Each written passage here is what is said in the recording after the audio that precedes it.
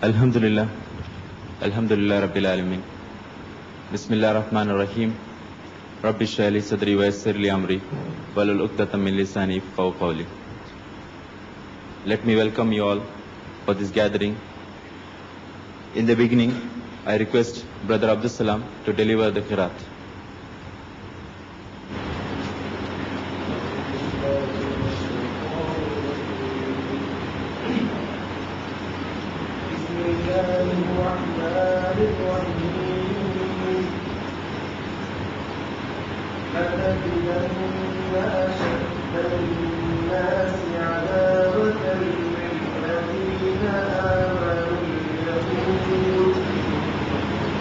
للذين آمنوا اليهود والذين أشركوا ولتجدن أقربهم مودة للذين آمنوا الذين قالوا ولتجدن أقربهم مودة للذين آمنوا الذين قالوا إنا نصارى ذلك بأن منهم قسيسين ورهبانا وأنهم لا يستكبرون وإذا سمعوا ما أنزل إلى الرسول ترى أعينهم تفيض من الدمع مما عرفوا من الحق يقولون ربنا آمنا فاكتبنا مع الشاهدين.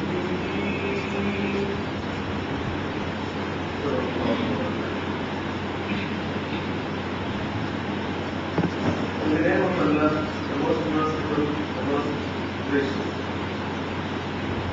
Strongest among men in enmity to the believers, wilt thou fight the Jews and the pagans, and nearest among them in love to the believers, wilt thou fight those who say, we are Christians, because amongst these are men devoted to learning and men who have renounced the word, and they are not arrogant.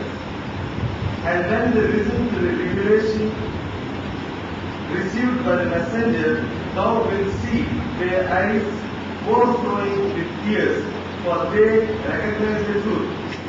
They pray, our Lord, we believe, write us down among the witnesses.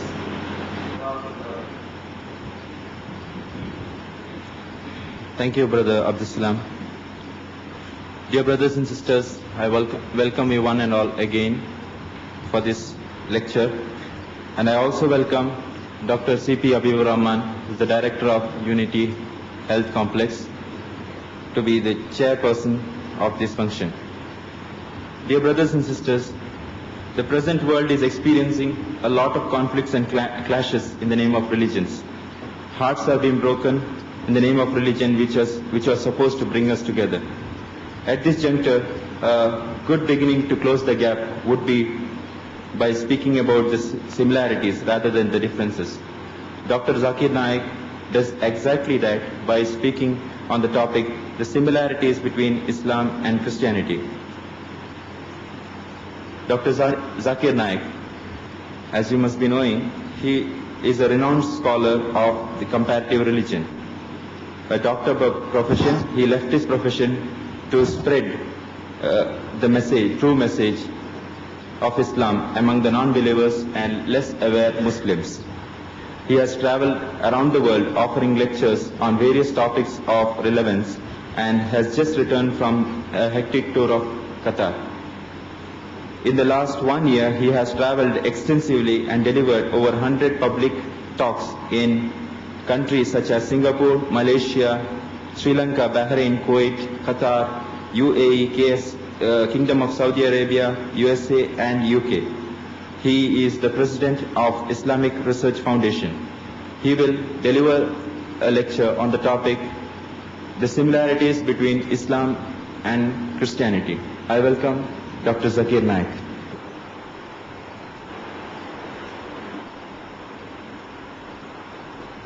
Alhamdulillah, wassalatu wassalam, wa rasulillah, wa ala alihi, wa sahbihi ajmain, amma ba'd, a'udhu billahi minash shaitanir rajim, bismillahir rahmanir rahim, laqad kafara alladhina qalu, inna allaha huwa al-masih ibn maryama, wa qala al-masih, ya bani Israel, a'budullah, rabbi wa rabbakum, innahu man yushrik billah, faqad harama Allahu alayhi al-jannah, wa ma'wahu an-nar, wa ma li-zalimin min ansar. Bismillahir rahmanir rahim, rabbi shrah li sadri. وَيَسِّرْ لِي أَمْرِي وَاحْلُلْ عُقْدَةً مِنْ لِسَانِي يَفْقَهُ قَوْلِي. Dr.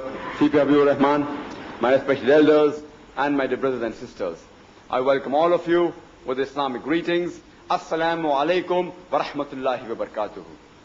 Peace, blessings and mercy of Allah subhanahu wa ta'ala be on all of you. This was the same greeting which was used by Jesus, peace be upon him, which is mentioned in the Gospel of Luke, chapter number 24, verse number 36, where he says, in Hebrew, Shalom alaikum, which in English also means, peace be on you. The topic of this morning's talk is similarities between Islam and Christianity. Islam comes from the root word salam, which means peace. It also means submitting your will to Allah subhanahu wa ta'ala, to Almighty God. In short, Islam means peace acquired by submitting your will to Almighty God. And anyone who submits his will to Almighty God, to Allah subhanahu wa ta'ala, is called as a Muslim. Many people have the misconception that Islam is a new religion which came into existence 1400 years ago, and Prophet Muhammad, peace be upon him, he was the founder of the religion of Islam. In fact, Islam is there since time immemorial, since man set foot on this earth. And Prophet Muhammad, peace be upon him, is not the founder of religion of Islam, but he is the last and final messenger of Allah subhanahu wa ta'ala. The glorious Quran says in Surah Fatir, chapter 35, verse number 24, وَإِم مِّنْ أُمَّةٍ إِلَّا خَلَا فِيهَا نَذِيرٌ. There is not a nation or a tribe to whom we have not sent a warner or a guide. The Quran says in Surah Ra'd, chapter number 13, verse number 7, وَلِكُلِّ قَوْمٍ هَادٍ. And to every nation have we sent a guide. The glorious Quran says that to every nation, to every people, Almighty God, Allah subhanahu wa ta'ala, has sent a messenger and a guide. At the same time, the glorious Quran says in Surah Nisa, chapter 4, verse number 164, as well as in Surah Ghafir, chapter number 40, verse number 78, that we narrate to you the story of some of the prophets. Of the others, we don't. That means the mentioning of some of the prophets have been made in the glorious Quran. Of the others, there is no mention. By name, there are 25 messengers mentioned in the glorious Quran, like Adam, Noah, Moses, Ishmael, Isaac, Moses, Jesus, Muhammad, peace be upon them all. By name, 25 are mentioned.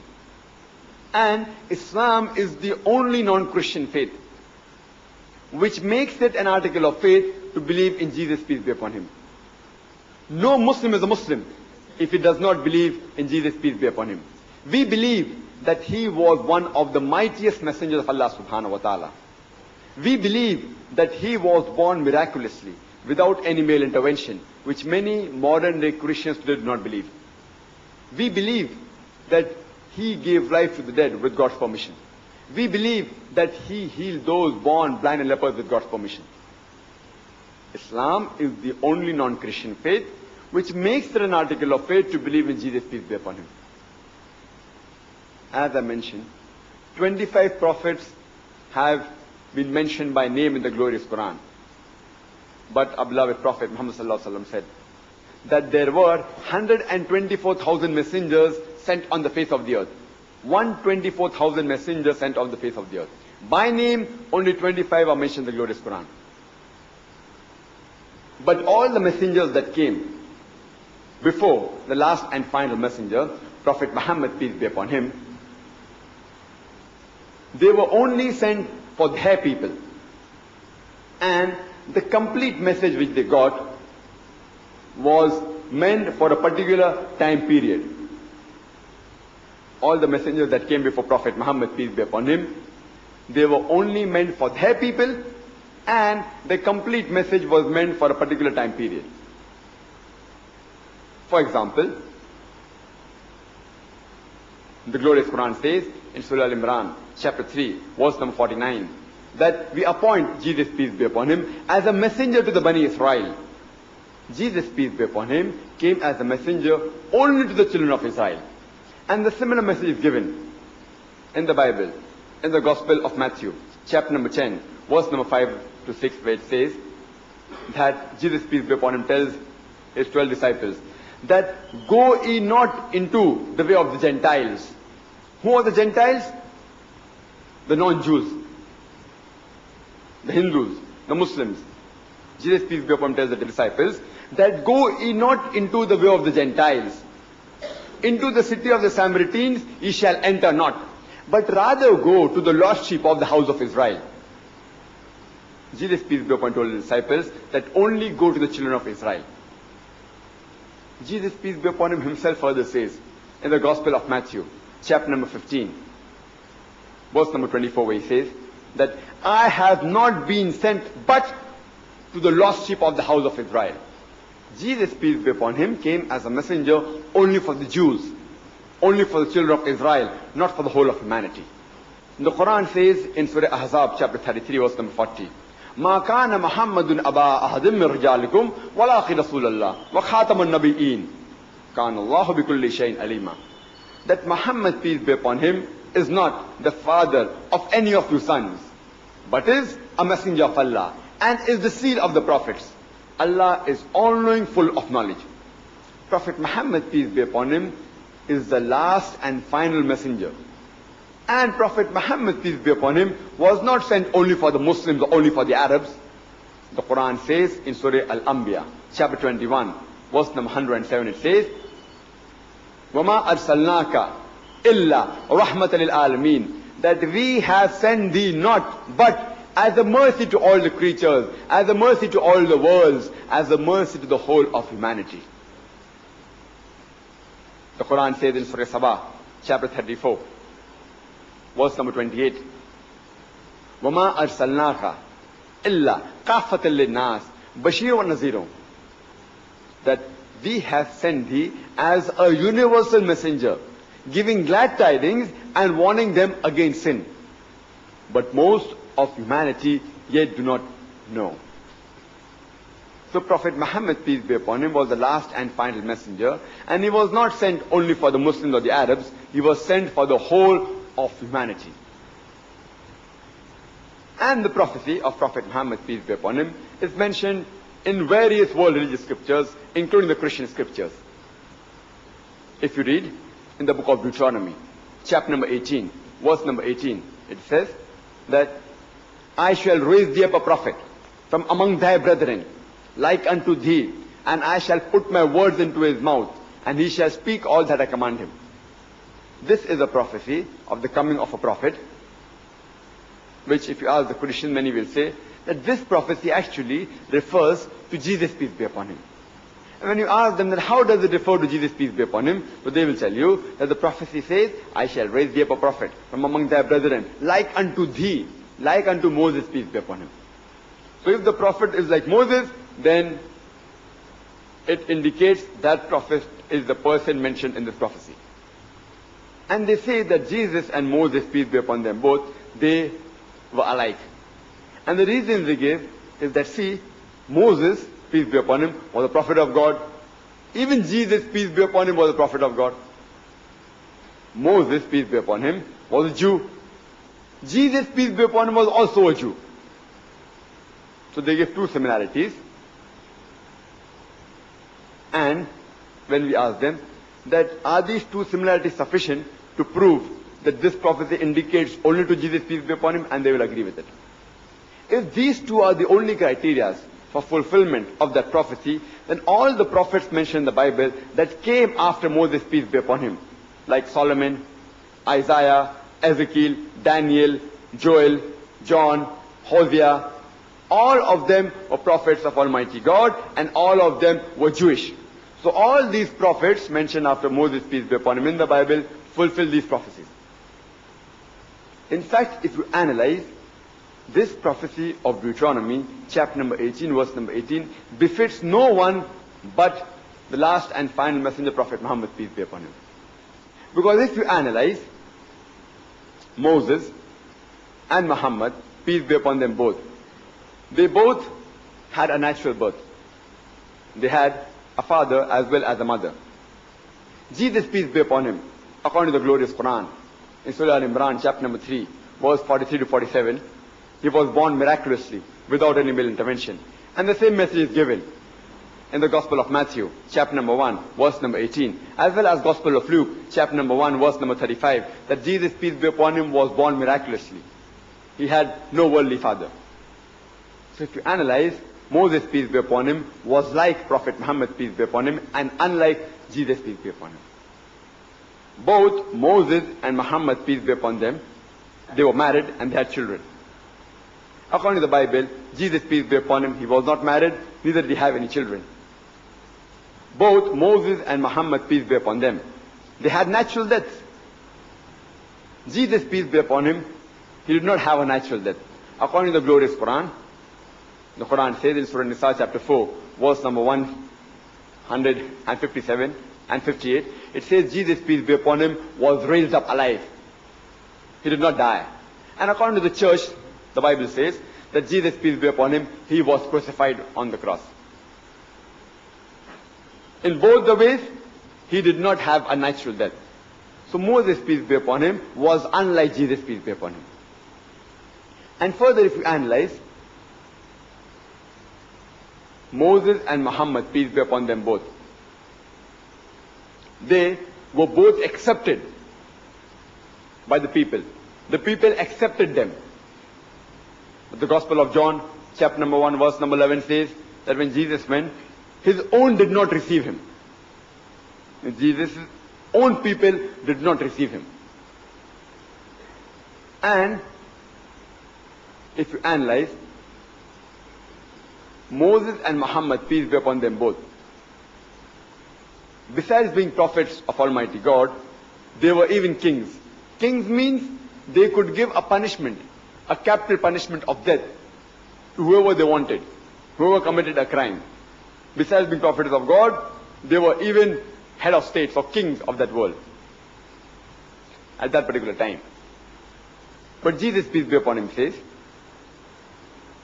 it's mentioned in the Gospel of John, chapter number 18, verse number 36, my kingdom is not of this world. That means Jesus, peace be upon him, was not a worldly king. So if you analyze Moses and Muhammad, peace be upon them both, they were alike. But Moses and Jesus, peace be upon them, they were not alike. So this prophecy befits no one better than the last and final messenger, Prophet Muhammad, peace be upon him. Further the prophecy reads, I shall raise thee up a prophet from among thy brethren. Brethren means relatives. And we know that Jews and the Arabs, we are relatives of each other. And further the prophecy says that I shall put my words into his mouth. And we know that whatever revelation our beloved Prophet Muhammad sallallahu alaihi wasallam received, he verbatim repeated that as though words were put in his mouth. So this complete prophecy exactly befits Prophet Muhammad, peace be upon him. There's a further prophecy mentioned in the book of Isaiah, chapter number 12, verse number 29, that the book shall be given to a person who's not learned. And when he'll be asked, pray, read this, he will say, I am not learned. And we know when the first revelation that was revealed to beloved Prophet Muhammad sallallahu alaihi wasallam, that from Surah Iqra, Surah Alaq, chapter 96, verse number 1, Iqra. When Archangel Gabriel commanded, read, the Prophet said, Ma ana biqari, I am not learned. Exactly verbatim what has been prophesied in the Old Testament in the book of Isaiah, chapter 29, verse number 12. It's further mentioned in the Song of Solomon, chapter number 5, verse number 16. It says, Hikko momitakim, vikulli muhammadim, zahdudi wa zairai baina Jerusalem. It's a Hebrew quotation, which says that his mouth is more sweet, is altogether lovely. If you analyze Hikko momitakim, vikulli muhammadim, in Hebrew language, in the Semitic languages, im is a word for respect, plural of respect, im, like Elohim. It's for respect, a plural of respect. Similarly, the word is Muhammad, added with im, peace be upon him, Muhammadim. So actually, even his name is mentioned in the original manuscript. But in translation, they've translated, his mouth is more sweet, he's altogether lovely. Muhammadim, they've translated as altogether lovely. He is my beloved, he is my friend, O daughters of Jerusalem. So by name, even the name of Prophet Muhammad, peace be upon him, is there in the original manuscripts of the Bible. Then there may be some Christians who will say that, see, we don't believe in the Old Testament. You know, we give more importance to the New Testament. Alhamdulillah, by the grace of Allah subhanahu wa ta'ala, even the New Testament prophesies the advent of Prophet Muhammad, peace be upon him. If you read, it's mentioned in the Gospel of John, chapter number 14, verse number 16. Jesus, peace be upon him, says that I shall ask my Father to send you another comforter. Further, it's mentioned in the Gospel of John, chapter number 15, verse number 34. When my Father sends the comforter, he shall glorify me. It further mentions the Gospel of John, chapter number 16, verse number 7. Nevertheless, I tell you the truth. It is expedient for you that I go away. For if I go not away, the comforter shall not come. For if I depart, shall I send him. Now the word used for comforter in the present Bible that you find is parakletos. It is actually a corrupted form of perikletos. Perikletos actually means one who praises, one who is praiseworthy. Praiseworthy in Arabic is Muhammad, and one who praises in Arabic is Ahmad. Alhamdulillah, both of which were names of the last and final messenger, Prophet Muhammad, peace be upon him. As the Quran says in Surah Saf, chapter 61, verse number 6, that Jesus, peace be upon him, the son of Mary, was sent as a messenger to Bani Israel. And he said, I have come to confirm the law that came before me, and giving glad tidings of a messenger to come after me, whose name shall be Ahmad, peace be upon him. So the Quran says that he will prophesy by name in the law and the gospel. So the original word is perikletos, which means a praiseworthy or one who praises. The corrupted form is parakletos, which is translated as comforter.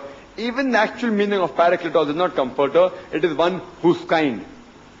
But irrespective whether it is parakletos or perikletos, whether it's praiseworthy or one who praises, or kind, or comforter, alhamdulillah, all these meaning, they apply very well to the last and final messenger, Prophet Muhammad, peace be upon him.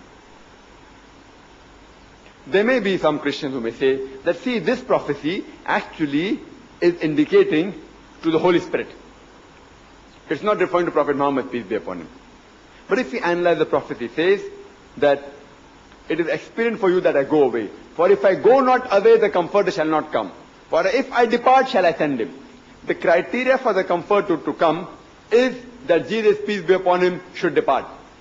And we know that the Holy Spirit was there before Jesus, peace be upon him.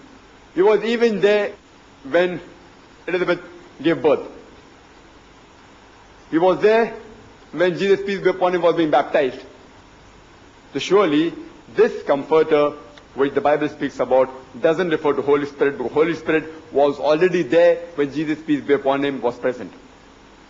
And further mentioned in the Gospel of John, chapter number 16, verse number 12 to 14, that I have yet many things to say unto you, but ye cannot bear them now. For he, when the Spirit of truth shall come, he shall guide you unto all truths. He shall not speak of himself, all that he heareth shall he speak. And he shall testify me, he shall glorify me, he shall show you things to come. Again, This spirit of truth which the Bible speaks about is about the prophecy of the last and final messenger, Prophet Muhammad, peace be upon him. So if you read the Bible, even the Bible prophesies the advent of the last and final messenger, Prophet Muhammad, peace be upon him. There were several revelations sent on the face of the earth. By name, we know four, which are mentioned in the glorious Quran. The Torah, the Zabur, the Injil, and the Quran. The Torah is the Wahi, the revelation, which was given to Moses, peace be upon him. Zabur is the Wahi, the revelation, which was given to David, peace be upon him.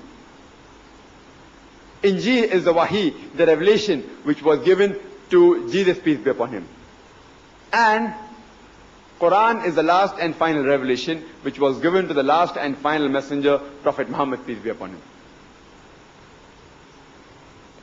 Otherwise, there were several revelations that came on the face of the earth. By name, only four are mentioned in the Quran. But all the revelations that came before the last and final revelation, the glorious Quran, they were meant only for a particular group of people. And their complete message was meant only for a particular time period. But the last and final revelation, the glorious Quran, was not revealed only for the Muslims or for the Arabs. The Quran says in Surah Ibrahim, chapter number 14, verse number 52, it says that here is a message for the humankind. Let them take warning therefrom. Let them know there is only one God. Let the men of understanding take heed. So the last and final revelation, Quran, was revealed for the whole of humankind. The message repeated in Surah Al-Baqarah, chapter number 2, verse number 185, that Ramadan was the month in which the Quran was revealed as a guidance to the whole of humankind and a criteria to judge right from wrong. The Quran says in Surah Al-Zumur, chapter 39, verse number 41, that we have revealed to thee, the Prophet Muhammad, peace be upon him, the book to instruct humankind. It doesn't say to instruct only the Muslims or the Arabs, but to instruct the whole of humankind. So the last and final revelation, the glorious Quran, was revealed for the whole of humanity. Therefore, all the revelations that came before the Quran, since they were only meant for a particular time period, Allah subhanahu wa ta'ala did not think it fit to maintain in its original pure form. The only religious scripture that we have today, which has maintained its original form, is the glorious Quran. As William Moore, who's one of the strongest critics of Islam, he said, there's no religious scripture which has maintained its pure form, as pure as the glorious Quran, for 12 centuries. This he mentioned 200 years before. Our beloved Prophet Muhammad sallallahu alaihi wasallam said, it's mentioned in Sahih Bukhari, volume number 1, hadith number 7, he said that Islam is based on 5 pillars. First is La ilaha illallah Muhammad Rasulullah, that there is no God but Allah and Prophet Muhammad, peace be upon him, the messenger of Allah. Second is Salah. Third is Zakat. Fourth is Hajj, and fifth is Sawm. The first is that there is no God worthy of worship except Allah, and Prophet Muhammad, peace be upon him, is the messenger of Allah subhanahu wa ta'ala. It is the concept of Allah subhanahu wa ta'ala. And the Quran says in Surah Baqarah, chapter number 2, verse number 177, it's not righteousness that you turn your face to the east or west, but it is righteousness that you believe in Allah. You believe in the hereafter, life after death. You believe in His books. You believe in the angels, and you believe in His messengers, as well as the destiny. The glorious Quran says in Surah Al-Imran, chapter number 3, verse number 64, it says, Kul ya ahlal kitab, say, O people of the book, say, O Jews and Christians, ta'alaw ila kalmatin sawa'in baynana baynakum, that come to common terms as between us and you. Which is the first term? Allah na'budu illallah, that we worship none but Allah. Wala nushrika bihi shay'an, that we associate no partners with Him. Wala yattakhidha ba'duna ba'dan arbaban min dunillah, that we erect not among ourselves lords and patrons other than Allah. Fa in tawallaw, if then they turn back, faqulu shahadu, say we bear witness, بِأَنَّا مُسْلِمُونَ, that we are Muslims bowing our will to Allah subhanahu wa ta'ala. This verse of the glorious Quran shows you a way how to speak with the Ahl Kitab, with the Jews and Christians. It says, تَعْلَوْا إِلَى قَلْمِةٍ سَوَاءٍ بَيْنَنَا وَبَيْنَكُمْ, that come to common terms as between us and you. Which is the first term? Allah na'budu illallah, that we worship none but Allah. And the concept of Almighty God in Islam, the best definition is given in Surah Ikhlas, chapter number 112, verse number 1 to 4, which says, قُلْ هُوَ اللَّهُ أَحَدٌ, say, He is Allah, one and only. Allahu Samad, Allah the absolute and eternal. Lam yalid wa lam yulad, He begets not nor is begotten. Wa lam yakul lahu kufuwan ahad, there is nothing like Him. This is a 4-line definition of Almighty God given in the glorious Quran. Qul huwa Allahu ahad, say He is Allah, one and only. Allahu Samad, Allah the absolute and eternal. Lam yalid wa lam yulad, He begets not nor is begotten. Wa lam yakul lahu kufuwan ahad, there is nothing like Him. This is a 4-line definition. If any candidate claiming to be Almighty God fits in this 4-line definition, we Muslims have got no objection in accepting that person as Almighty God.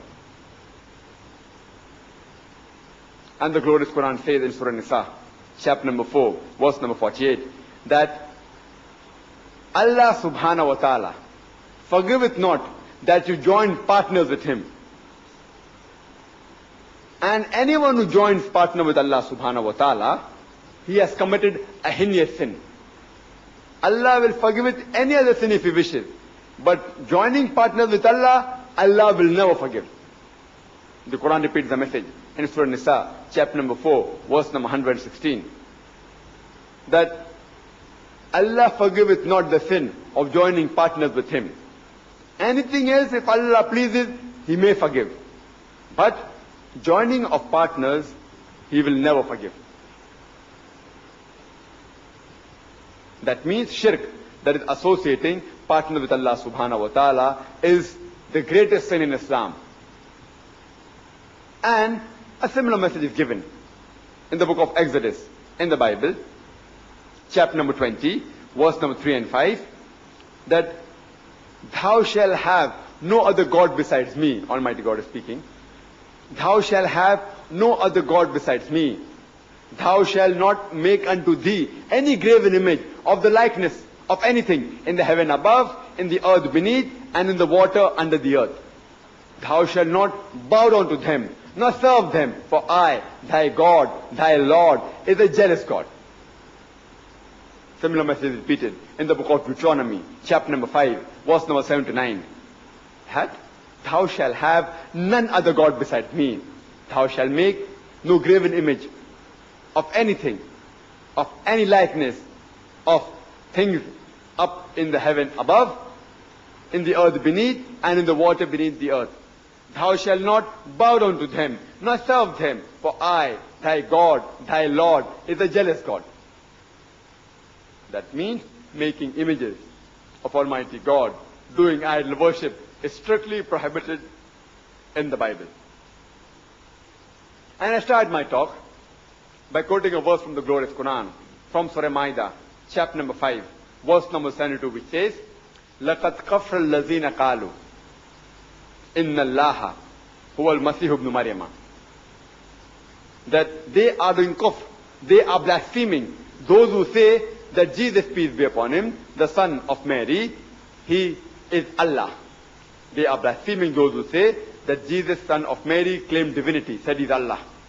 وَقَالَ الْمَسِيحُ, but said Christ, Ya Bani Israel, O children of Israel, A'budullah, worship Allah, Rabbi wa Rabbakum, who is my Lord and your Lord. Innahu man yushrik billah, anyone who associates partners with Allah, faqad haramallahu alayhi al-jannah, Allah will make Jannat haram for him.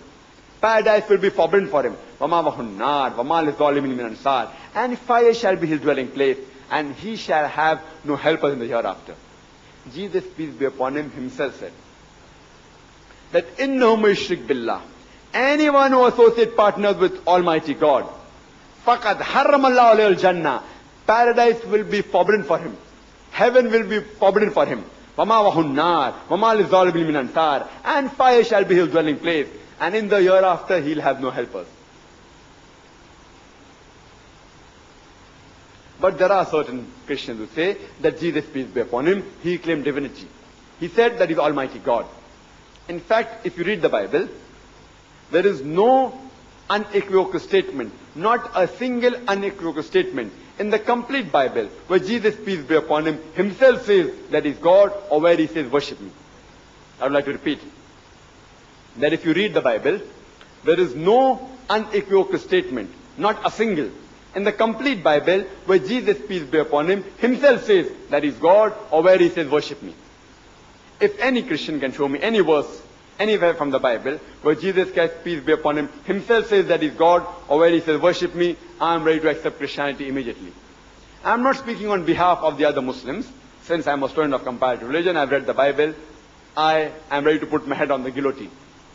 In fact, if you read the Bible, Jesus, peace be upon him, himself said, it's mentioned in the Gospel of John, chapter number 14, verse number 28, Jesus, peace be upon him, says, my Father is greater than I. In the Gospel of John, chapter number 10, verse number 29, my Father is greater than all. In the Gospel of Matthew, chapter number 12, verse number 28, I with the Spirit of God cast out devils. Gospel of Luke, chapter number 11, verse number 20, I cast out devils with the finger of God. Gospel of John, chapter number 5, verse number 30, I can of my own self do nothing. As I hear, I judge, and my judgment is just. For I seek not my will, but the will of my Father. He said, I can of my own self do nothing. He never claimed divinity. As the glorious Quran says, that anyone who associates partners with Allah, Jesus, peace be upon him, said, anyone who associates partners with Allah, paradise will be forbidden for him. And the glorious Quran says, in Surah Isra, chapter 17, verse number 110, Qulidullah awidur Rahman, ayyamatadu, falawal asmal husna. Say, call upon him by Allah or by Rahman. By whichever name you call upon him, to him belongs the most beautiful name. You can call Allah subhanahu wa ta'ala by any name, but it should be a beautiful name. It should not conjure up a mental picture. And there are no less than 99 attributes given to Allah subhanahu wa ta'ala in the glorious Quran. Like Rahman, Rahim, Al-Hakim, most merciful, most gracious, most wise. No less than 99 different attributes are given in the glorious Quran. And this message is further repeated in Surah Araf, chapter number 7, verse number 180, Surah Taha, chapter number 20, verse number 8, and Surah Al-Hashr, chapter 59, verse number 24, that to Allah subhanahu wa ta'ala belongs the most beautiful names. But why do we Muslims, we prefer calling Allah subhanahu wa ta'ala by the Arabic name Allah instead of the English word God? The reason is that Allah is a pure word. The English word God, you can play mischief with that word God. If you add a S to God, it becomes gods, plural of God. There's nothing like plural Allah in Islam. Qul huwallahu ahad. Say He is Allah, one and only. If you add D-E-S-S to God, it becomes goddess, a female God. There is nothing like male Allah or female Allah in Islam. Allah subhanahu wa ta'ala has got no gender. If you add a father to God, it becomes Godfather. He's my Godfather. He's my guardian. There's nothing like Allah Father or Allah Abba in Islam. Allah is a unique word. If you add a mother to God, it becomes Godmother. There's nothing like Allah Mother or Allah Ammi in Islam. If you prefix a tin before God, it becomes tin God, meaning a fake God. There's nothing like tin Allah in Islam. That's the reason we Muslims, we prefer calling Allah subhanahu wa ta'ala by the Arabic word Allah instead of the English word God. But when you're speaking to non-Muslims, and people may not understand what is Allah, and if you use the English word God, I've got no objection. But the appropriate word for Allah is Allah itself. God is not the appropriate translation. And the same word Allah subhanahu wa ta'ala is mentioned in many religious scriptures, including the Bible. And if you know, in the Old Testament, the word used for God is Elohim. Allah is for God, Him is for plural of respect, Elohim. And if you read the Bible commentary by Reverend Scofield, he writes Allah as E-L-A-H, or alternatively as A-L-A-H, Allah, Allah. So even Reverend Scofield agrees that only the pronunciation, they pronounce Allah, we pronounce Allah. The pronunciation is different, but it is the same, one and the same. And further, Jesus Christ, peace be upon him, when he was put on the cross, according to the Bible, in the Gospel of Matthew, chapter 27, verse 46, it's also mentioned in the Gospel of Mark, chapter number 15, verse number 34, that when Jesus, peace be upon him, was put on the cross, he cried out, Eli, Eli, lama sabachthani.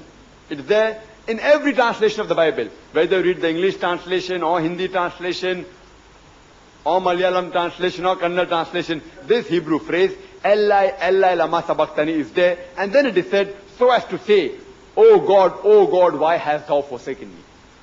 Eli, Eli, lama sabachthani, O God, why hast thou forsaken me? I am asking you, the Hebrew statement which Jesus, peace be upon him, said, Eli, Eli, lama sabachthani, does it sound similar to, O God, why hast thou forsaken me? Does it sound similar? Does Eli, Eli, lama sabachthani sound similar to Joha, why hast thou forsaken me? Does Eli, Eli, lama sabachthani sound similar to Jesus, peace be upon him, why hast thou forsaken me? If you translate into Arabic, it would read, Allah, Allah, lama taraktani. Eli, Eli, lama sabachthani in Hebrew. In Arabic, Allah, Allah, lama taraktani. Arabic and Hebrew are sister languages. And you realize it sounds similar. So even Jesus, peace be upon him, when he was put on the cross according to the Bible, he cried out, Allah. Therefore we Muslims, because Allah is a pure word, we prefer calling him by the word Allah instead of the English word God. And that was the same word used by Jesus, peace be upon him. The second pillar is Salah. And in English, people usually translate Salah as prayer. Prayer does not denote the complete meaning of the Arabic word Salah. Because to pray means to ask for help, to beseech. How do you pray in a court of law? You beseech, you ask for help. In our Salah, besides asking for help from Allah subhanahu wa ta'ala, we are also praising him, and at the same time we receive guidance from him. Prayer does not denote the complete meaning of Salah. To pray means only to ask for help. In our Salah, besides asking for help, we praise him and we also receive guidance for him. If you ask me to explain, I would say that Salah is a sort of programming, a sort of conditioning. But if someone asks, where are you going? And if I say I'm going for programming, it will sound odd. Therefore, I've got no objection if someone uses the word prayer, English word prayer, for explaining Salah.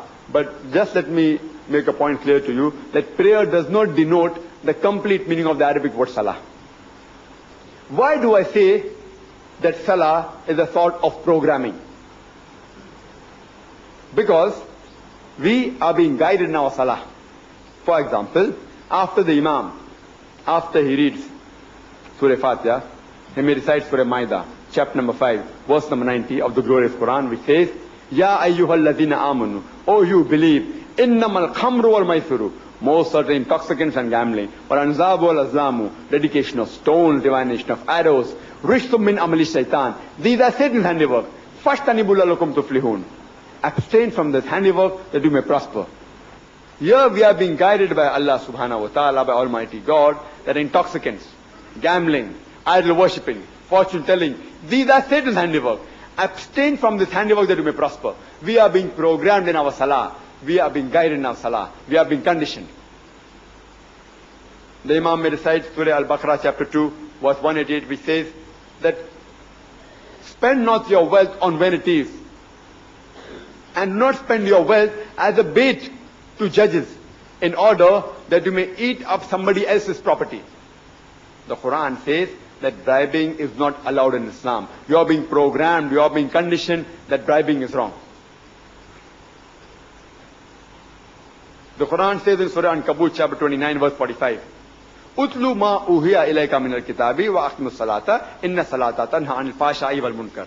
That recite of what we have revealed to thee of the book, and establish regular prayers.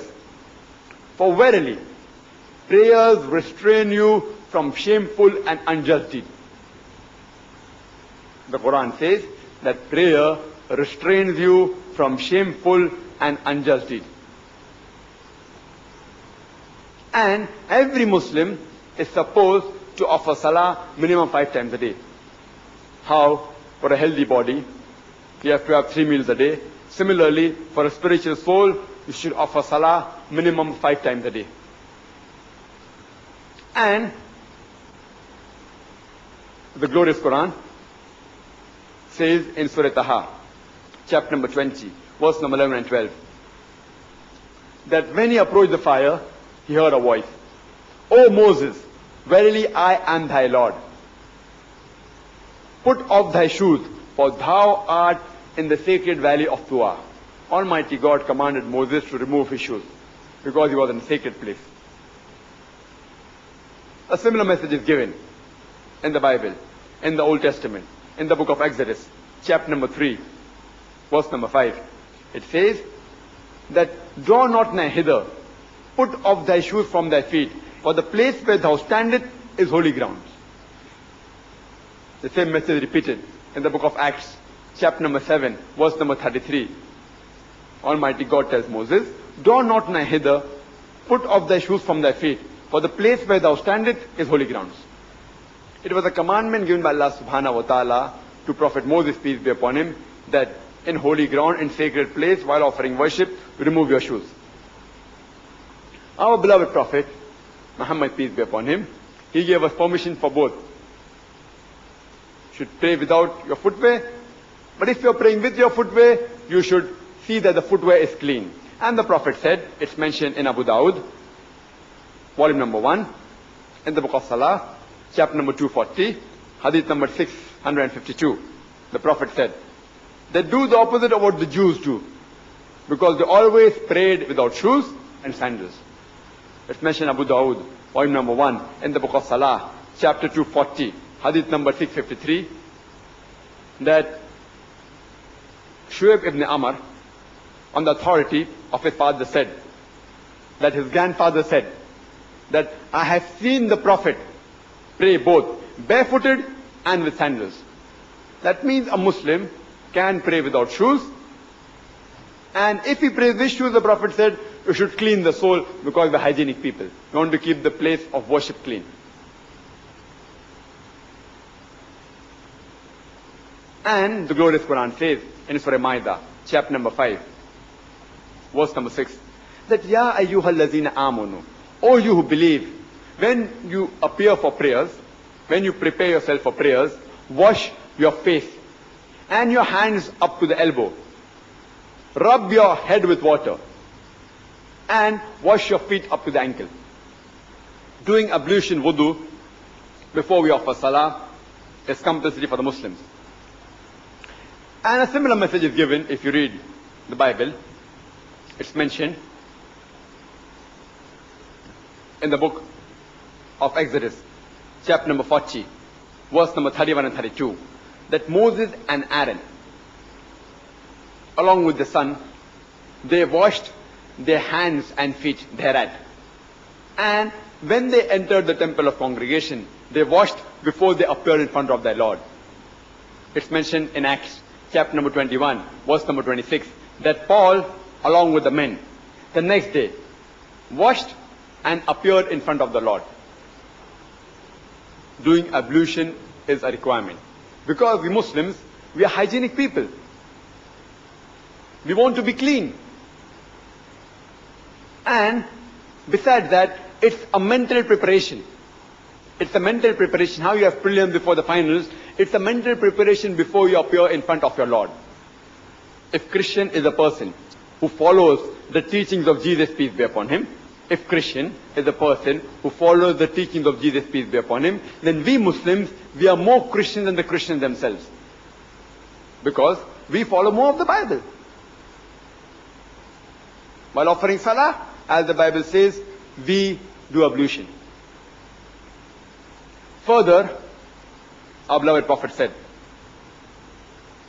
it's mentioned in Sahih Bukhari, point number 1, in the book of Adhan, chapter 75, hadith number 692, that Hazrat Anas, may Allah be pleased with him, he said that when the companions offered salah, our shoulders touched with the shoulders of the companions.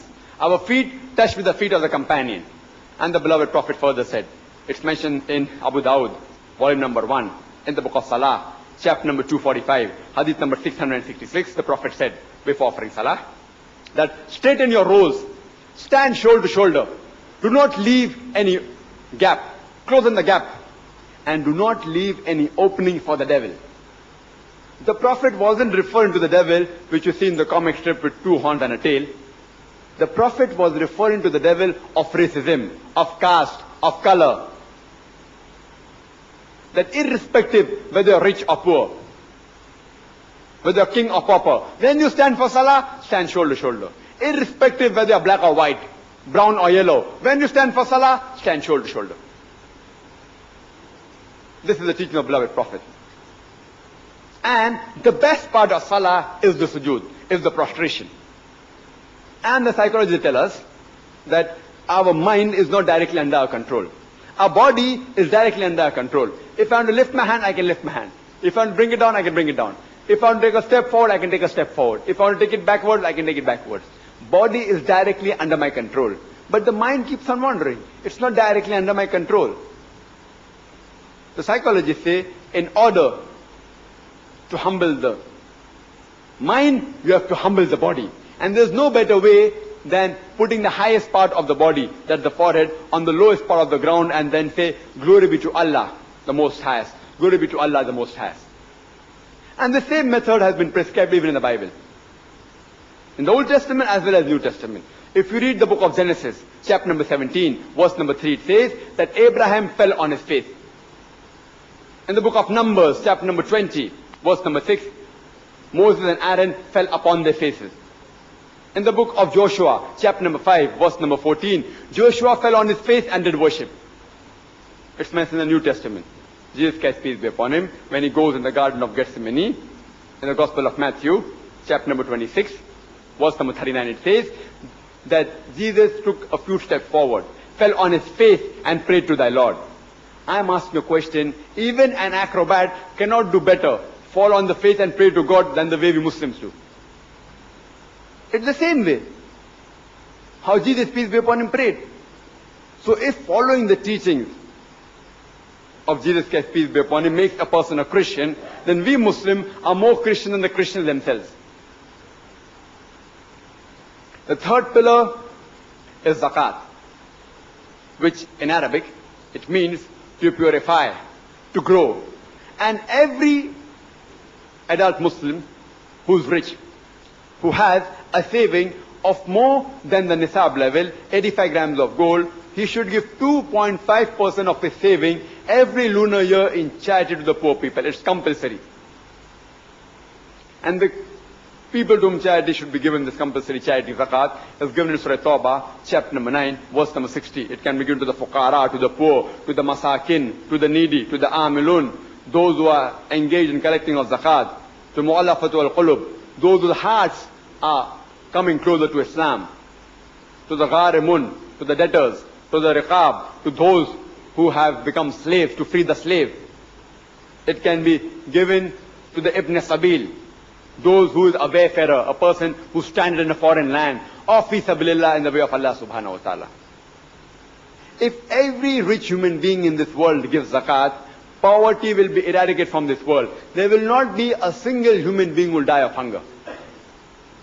Similar message is given in the Bible. If you read in the 1 Peter, chapter number 4, verse number 8, it says that give charity, for charity reduces multitudes of sins. Give fervent charity, for with charity you can reduce multitude of sins. And the glorious Quran says in Surah Al-Hashr, chapter 59, verse number 7, it gives the reason for zakat as to prevent the wealth from circulating amongst the rich. The Quran says in Surah Tawbah, chapter number 9, verse number 34, that there are people who bury gold and silver and do not spend it in the way of Allah subhanahu wa ta'ala, announce to them a grievous penalty, that fire will be produced from their wealth, from the hellfire, and with it they'll be branded on the day of judgment, on the forehead, on the back, and on the flanks. And it will be said to them, this is the wealth you buried, have a taste of the wealth you buried.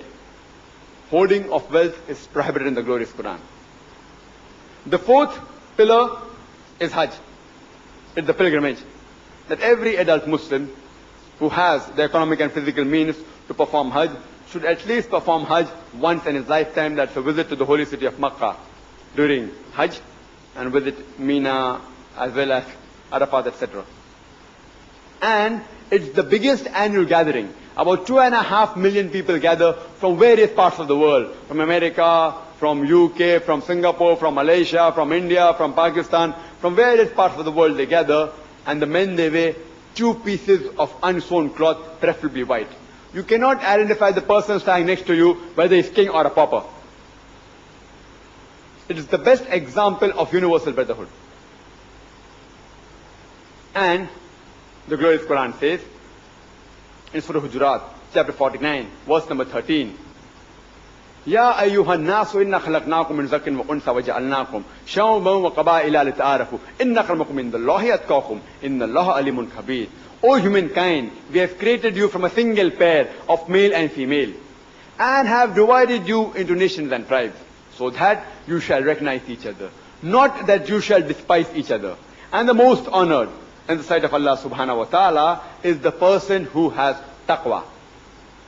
The criteria for judgment in the sight of Allah subhanahu wa ta'ala, it's not sex, it's not wealth, it's not caste, it's not color, it's taqwa, it's God consciousness, it's piety, it's righteousness. The fifth pillar is Sawm, that's fasting, in the month of Ramadan. That every adult Muslim should abstain from having food, drink and sex from sunrise to sunset, the complete lunar month of Ramadan in every lunar year. And the Quran says in Surah Baqarah, chapter number 2, verse number 183, that fasting has been prescribed to you as it was prescribed to people that came before you, so that you may learn self-restraint. Fasting has been prescribed to control your desires, self-restraint. And today the psychology they tell us that if you can control your hunger, you can control almost all your desires. And a similar message is given in the Gospel of Matthew, chapter number 17, verse number 21, and the Gospel of Mark, chapter number 9, verse number 29, that people have been commanded to fast.